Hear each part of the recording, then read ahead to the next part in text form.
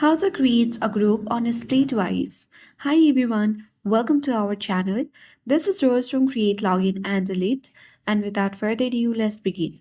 To create a group on a Splitwise is quite easy. First, you need to simply download Splitwise app and create account. Make sure that you sign in and launch Splitwise after that. And once you're on the home page or the group section at bottom left corner, you will see the add button at top right corner of your screen. Simply choose that, and here you can easily add your group name. You can choose your group type, whether it's for trip, home, couple, or other. For example, when you tap on trip, here you can easily create your trip group name. Once you have added the group name, you can even tap on the camera-like icon beside that and then add the profile picture if you wish to. If you want to add trip dates, toggle the button on and then you can add the start date and the end date as well. So let's add the end date.